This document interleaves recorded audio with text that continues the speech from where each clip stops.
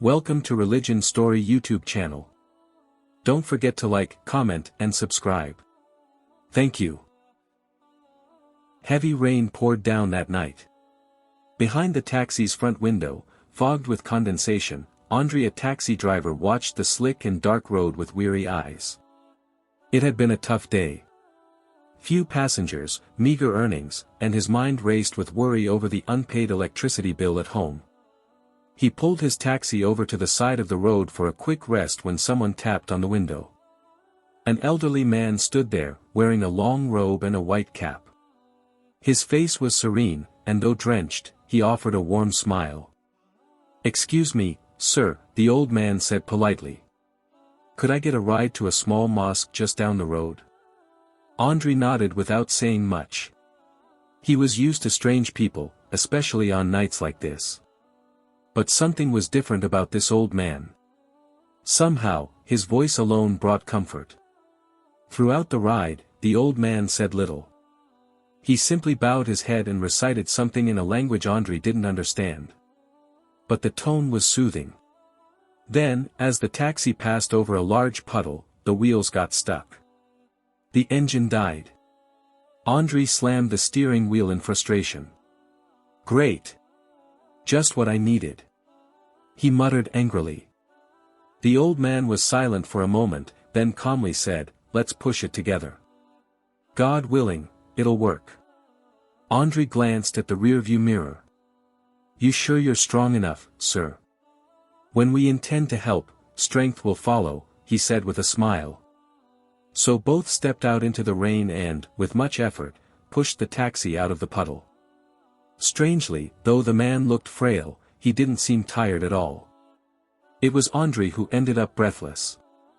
Once the taxi was back on the road and the engine started again, Andre refused to charge him. "Don't worry about it, sir. You helped me. This one's on me," he said.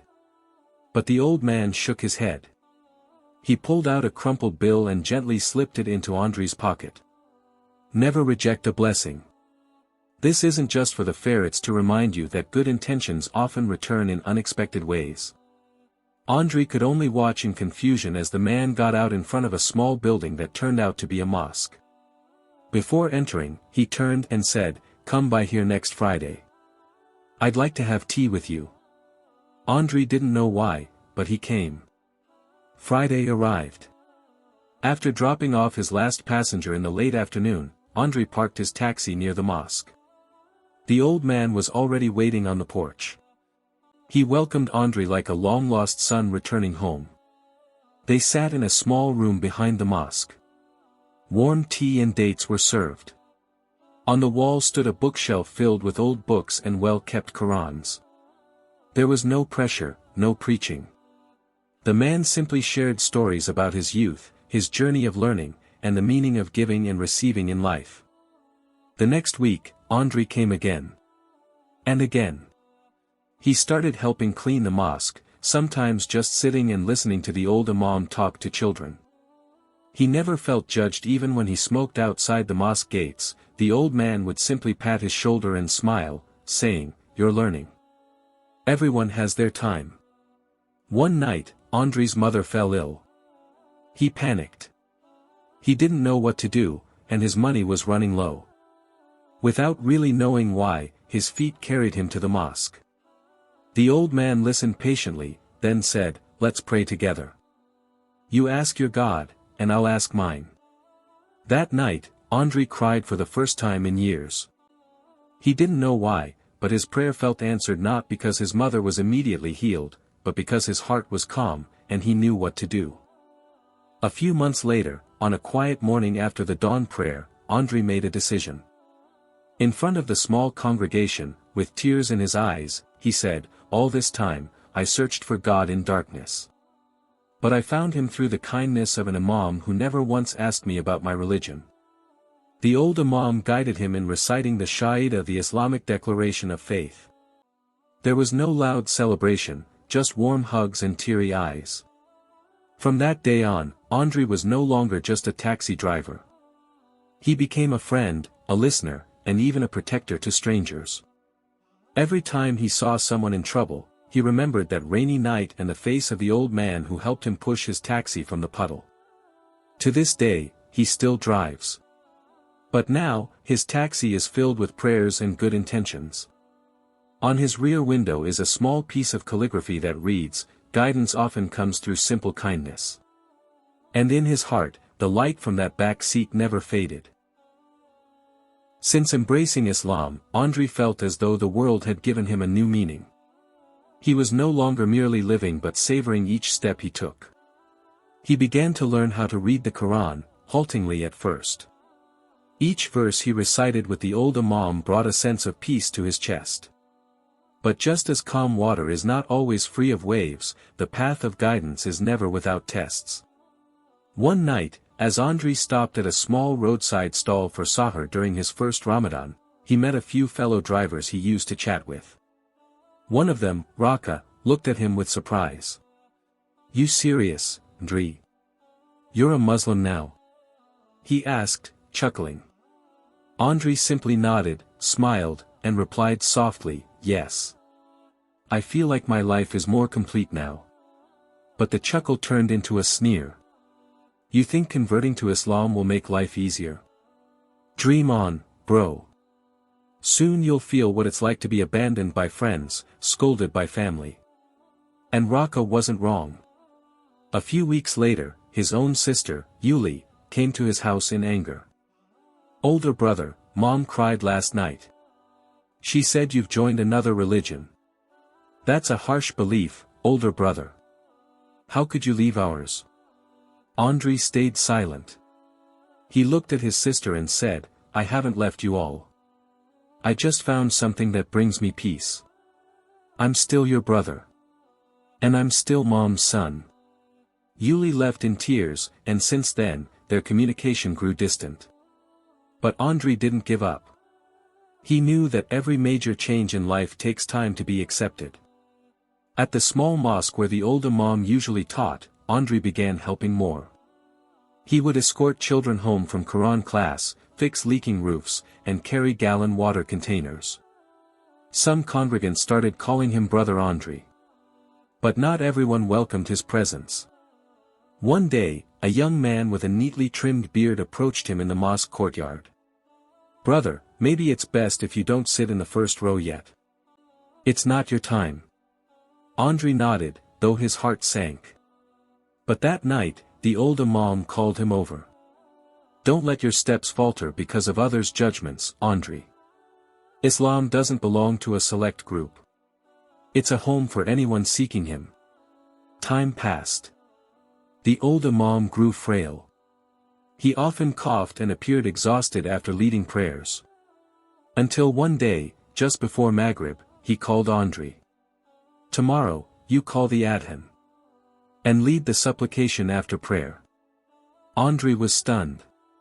"Me? But I'm not worthy yet, Imam." The old man looked at him with eyes full of conviction. "Precisely because you feel unworthy, you are worthy. The arrogant fall with their knowledge, but those who keep learning out of humility will be raised in rank by God." That night, the imam fell ill. Andrei stayed with him in the small room behind the mosque. The old man held Andrei's hand and whispered, "Andrei, you know, I never had children. But I think I've been given one. You." Tears welled in Andrei's eyes, falling silently in the stillness of night. He embraced the old man, and in that moment, he knew, love that grows from faith is the purest love. A few days later, the imam passed away. His body was washed at the small mosque. Andrei helped bathe him, wrap the coffin, and lower him into the grave. When the call to prayer was called above the burial site, it was Andrei who recited it. His voice trembled but it rang strong. Since that day, the mosque was never quite the same. But the light once kindled by the imam continued to shine. Andrei was soon asked to give short talks for children. He never claimed to be a preacher. He simply introduced himself as a driver learning to obey. What was surprising, one afternoon, his sister Yuli came to the mosque. She sat on the porch, silent. After a while, she said softly, "I can see you're calmer now if you don't mind, may I join for Maghrib prayer? Andri looked at the reddening sky, then smiled and replied, you're always welcome, yo. This house is open to anyone who wants to come closer. And the call to prayer echoed again, this time louder. Not just from the loudspeakers, but from Andri's heart, no longer hollow. 3 years have passed since Andri first sat on the mosque's porch with the old imam. Many things have changed. His face now looks calmer, a thin beard grows on his chin, and his smile is always there for anyone who comes. But the most obvious change is the atmosphere in the small mosque, once quiet, now lively. After the old imam passed away, Andri never called himself a replacement. But quietly, he continued the legacy left behind: kindness, sincerity, and steadfastness. He still drove his taxi every day, but his nights were spent studying and sharing the knowledge he gained. Every Friday afternoon, the mosque was bustling with children. Andri taught them to recite the Quran, not with loud voices or punishment, but with stories. Back then, I couldn't even read the letter Aleph, he said one day. The children giggled. Really? A boy asked. Andri nodded. Even when I first opened the Quran, my hands were shaking. But remember, Allah doesn't need perfection. Allah loves those who try. The children smiled broadly, and since then, more and more came. Even some parents, who once doubted, began to entrust their children to Pak Andri. The change was also felt in his neighborhood. Neighbors who once sneered now often invited Andri to give light sermons during the community's religious gatherings. He always refused to be called an ustaz, religious teacher. I am just a taxi driver guided by Allah to come home, he said every time he was asked to give a speech. I'm not someone who knows everything. I only know one thing: life is too short to live without meaning. Not long after, he created a small program called Blessed Back Seat. He offered one free seat every day in his taxi, specifically for passengers going through hardship. The only condition: they must tell a story, not about money, but about hope. If we listen to each other, life feels lighter, he said. The story spread. A journalist once rode his taxi and wrote about his story on a blog. Since then, he was often invited for interviews. But Andri always answered the same way. I am nobody. I am just someone helped by an old imam. If I can change, anyone can. One night, a young man came to the mosque. His face was unfamiliar, his clothes worn, and his eyes swollen. Are you Andri? He asked. Andri nodded. Come in. Want some tea? The young man cried. I just got out of prison. I'm lost. But I read about you. I want to start from zero too. Andri patted his shoulder. He didn't say much. He knew, like himself before, the young man didn't need a long sermon, just an open door. Since then, the small mosque became a shelter for those wanting to improve their lives. Not a place for saints, but a place for seekers. That night, as rain fell like the night everything began, Andri sat in the empty back seat of his taxi. He looked at the glass, seeing his own reflection. Suddenly, a soft voice came from behind. Assalamu alaikum, sir. An old man got in, wearing a white cap. His face was unfamiliar, but his smile was just like the old imam's. Walaikum salam. Where to, sir? To a peaceful place, he replied. Andri smiled. He started the engine, and gently said. We are all heading there, sir. Slowly. As long as the way is right. Now, many call him the taxi ustaz, but Andri insists. I'm just a driver. But I have a map. And I'm grateful to have once been shown the way by someone who knew the road. And that map, now he continues, one journey, one kindness, one story from the back seat. One cloudy afternoon, while Andri was sweeping the mosque courtyard, a neatly dressed man approached him. He introduced himself as Doni, a representative from a large social foundation interested in the story of the blessed back seat. "We want to expand your program, Mr. Andre," he said. "With funding, vehicles, and promotion. You just direct it. It could become a national movement." Andre stared at the man for a long moment. Inside him, there was pride, but also doubt. "I'm afraid the intention might change," he said honestly. "Good intentions must be maintained through a system," Donnie replied. "But the decision is yours." After thinking for a week, Andre gently declined. "I want to stay small," he said. "So I can see every face I help. If it grows too big, I'm afraid I'll forget why I started." But it turned out that the refusal brought trouble. A few weeks later, rumors surfaced that the Blessed Backseat program was a scam. Social media accounts spread edited photos showing Andre receiving large envelopes from political figures. The mosque where he taught was stoned at night. Spray paint reading "hypocrite" was found on the fence. Andre was silent. He was neither angry nor complaining.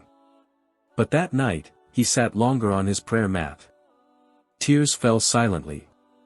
The next day, he still drove. He still smiled at the children coming to study the Quran. But his face looked more tired than usual. At the height of the slander, someone came, not a child, not a reporter, but Yuli, his own younger sister. This time wearing a simple hijab. "Older brother," she said while holding Andre's hand, "I've started learning the Quran. Slowly. And I know who you really are. I'll accompany you now." Andre cried in her embrace. After that, one by one, the people who once sneered began to come back. They saw that Andre never retaliated, never defended himself with hatred. He just kept working, kept smiling, kept helping. And that changed everything. Until one day, he was invited to a school to speak before students about integrity.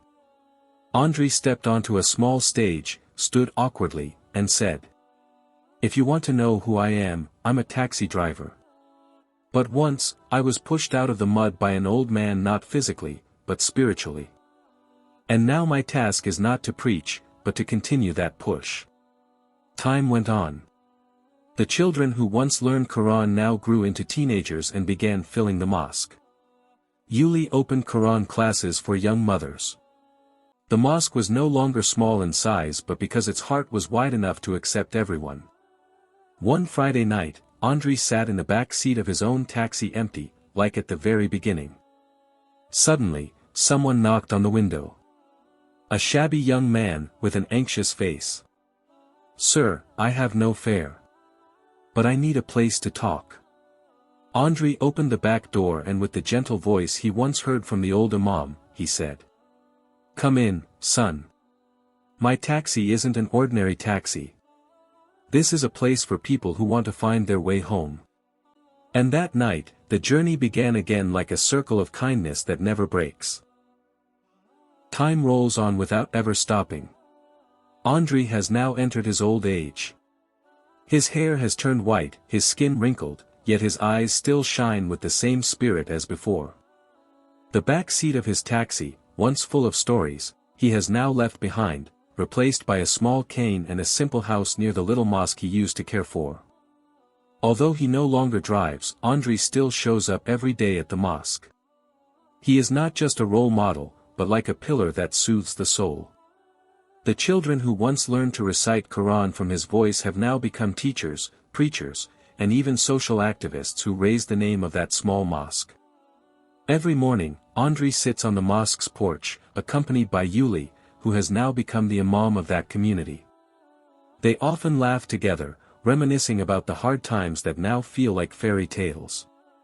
"Older brother, I remember you once said that Allah does not need perfect people." "I believe that," Yuli said one morning. Andre smiled widely. "Yes, child. We are just servants who keep learning, and Allah is most merciful. I am grateful to have fallen, because through falling I learned to stand." One of the most memorable moments was when a young man came to hand over a book he wrote about Andre's story. "Mr. Andre, this is a story about you. How you changed the lives of many people, including me," he said respectfully. Andri turned the pages, his eyes moist. "You all are the living books of my life," he said softly. "And I just try to write good chapters." As night approached, when the mosque was quiet, Andri sat on the old wooden chair on the porch, facing the stars. He recalled the rainy night when he first met the old imam, a time that changed everything. He knew his life was just a small story among millions of stories, but he was grateful that it became a small lantern for many people. On that chair, he closed his eyes and prayed, "O Allah, make me a servant who keeps trying to be better. And if I must leave, guide me home peacefully." A few weeks later, Andri left this world in a peaceful sleep. The mosque community gathered, crying, but also smiling as they remembered the humble figure who became a beacon in their darkness. The back seat of that taxi is now empty, but his story and spirit live on. A new generation fills that mosque. They revived the program Blessed Back Seat with the same spirit, helping those who are lost, listening to their stories, and reminding that every human deserves light. And on a corner of the mosque, a simple calligraphy is posted. "Guidance is a journey, not a destination." The seat left behind remains occupied by souls longing to come home. That's the story of Andri, the taxi driver who found light through the kindness of an old imam and then became a lantern for many.